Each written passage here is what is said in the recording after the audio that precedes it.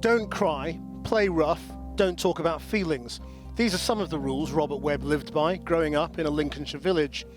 In a strikingly frank memoir, Webb talks about a bittersweet childhood, the death of his mother, a fearsome and eventually absent father who could drink and become violent, and all the sticky adolescent bits in between. Webb worked his way from grammar school to Cambridge and found his talent for making people laugh. How Not to Be a Boy is the story of Robert Webb's masculinity and his thoughts on how we condition boys to act and react in certain ways to anguish, grief, romance and everything else. Any man, or anyone who's known a man, should find plenty in it to recognise.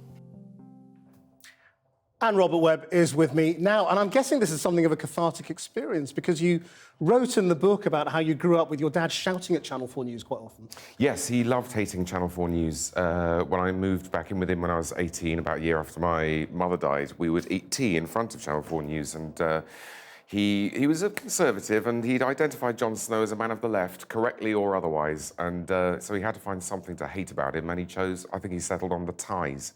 And there was a time when John was interviewing a bishop, and Dad just looked up and went, "Oh, who's a pretty boy then?" And about the bishop. About the bishop. I mean, this is a really unusual memoir in that it's got a theme, and the theme is about what's expected of boys and men. Why have you put it through that prism?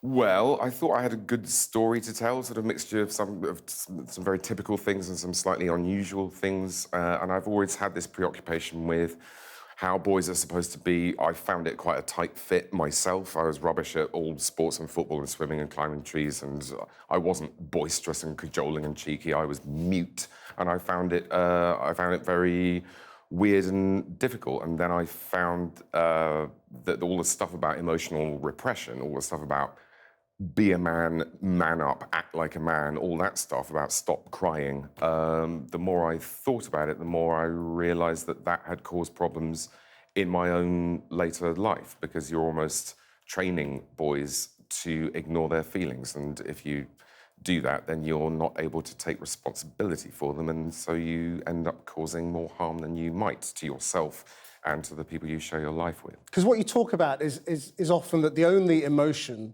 men or boys are really able to show is anger, regardless of how they feel. Yeah, no, exactly. So if you keep hearing, don't feel these feelings, grief, pain, anxiety, it starts to sound uncannily like not don't express these feelings, but don't feel these feelings, and it has to come out somewhere, and it often comes out as anger.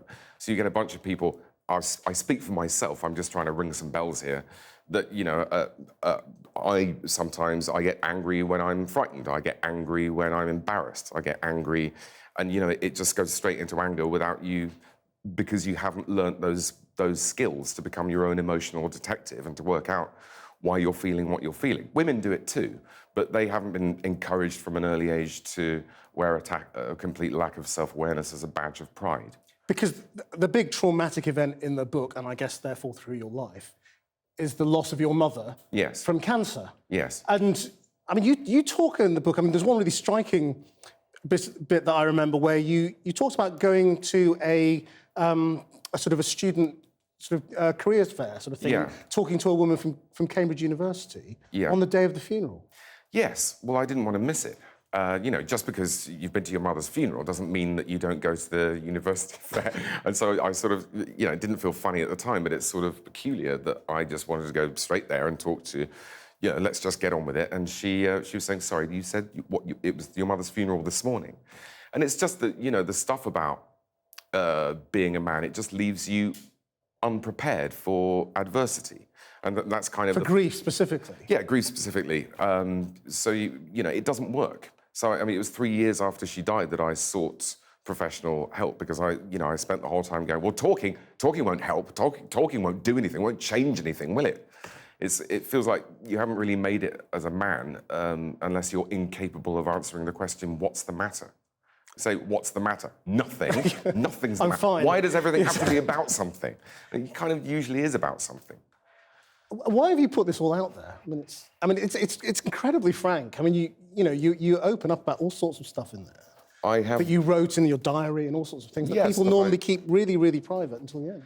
Yeah, well, I can't tell people that it does them good to be more open and then keep loads and loads of secrets. I mean... But this isn't the process where haven't been to therapy and then decided to tell everybody in a book or something like that? No? No, I'm not, it would be very boring for the reader if they just caught me in the act of self-therapizing. It's a very outward-facing book, and it's not there to go, oh, poor Diddum's me. It's to anyone who's lost someone, that's pretty much everyone. You can never remind them often enough that you're not alone. So I'm just trying to make myself useful. What does it have to do, your background, have to do with the comedy? Or are they just two completely separate things? In childhood, because I was such a physical weed, being funny helped. It was sort of my self-defense mechanism. I'd always latch on to the biggest lad who wasn't himself a bully, and he would be my patron to protect me from the bully. So I do impressions of teachers and make up amusing songs, and that helped. A lot of people assume you're posh, because you went to a posh university, Cambridge, and you speak quite nicely. Well, it's Britain, isn't it? So where class and education mean exactly the same thing. Also, it's my fault for doing an impression of a middle-class person since I was about 15. I come from Lincolnshire. My accent is... I should be talking like this, Grish. I should be saying, what are you doing? What are you up to? Come on, me duck. Why don't you? I don't, because I'm peculiar, and at the age of 15, or just around there, I just didn't like the sound of my own voice. I'm a massive North of England traitor like that. It was also people I admired, people who made me laugh on the TV, apart from Victoria Wood, seemed to come from this, like, Rick Mail said, "You bastard," and it just sounded much funnier to my ear. And also, I had this speech impediment. I couldn't say my S's properly at the time, and so it was a complete aural makeover, and I just threw the accent in at the same time. And then, obviously, by the time you get to university, then people make certain assumptions, which is entirely my own fault. But you talk about yourself in the book as quite a sort of a lacking in confidence teenager in some ways, and yet you also revealed that you said to your mum when you knew she was dying, that you were going to get 3 A's, you were going to go to Cambridge. You had that kind of innate confidence about that, about where you were going. Yeah, I think that was just, that was our very last conversation. I think I was just, rooting around for something optimistic to say to her, because she asked me, I realised she wasn't going to recover, and she said, "Now, is there anything you'd like to say to me or anything you'd like to ask me?" And I sort of felt 1,000 future selves lean in with interest to find out what this grand statement or question was going to be. I daren't say, "I love you," without losing it, and I needed to be strong. I was her son, and I ended up telling her, I was 17 years old, and I said the thing that was most bothering me about being 17, which was that most people seem to think I'm having sex, but I'm actually a virgin.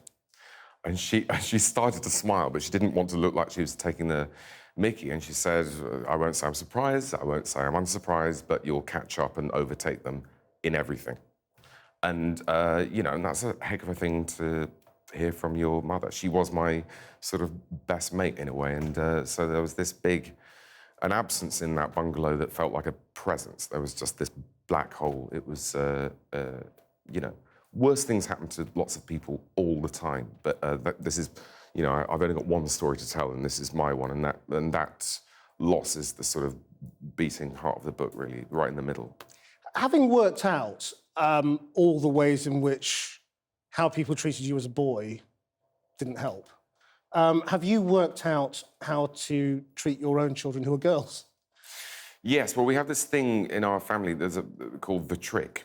The trick is the family code word for the oncoming tide of gender nonsense that my daughters and their male friends at primary school are going to have to spend their lives wading through.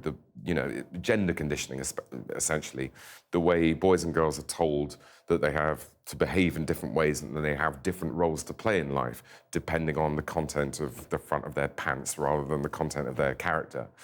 And the trick came out of Abby, my wife, was talking to Esme, and they were looking at pictures of handbags, and Abby said something about the patriarchy. It's that kind of family. Aged what? It's 6. She doesn't hold back, and why would you? And this came back as the patriarchy, and it turned into the trick. And there was a time when Ezzy, when she was 6, said to her mother, there's a non-uniform day coming up, and she said, "OK, if I go as Spider-Man and not as a princess, will I get laughed at?" And Abby said, "People might laugh, and what will you say?" And Ezzy said, "Shall I tell them they're laughing because of the trick that makes men sad and women get rubbish jobs?" And my wife said, yes, I think that would be a very good answer.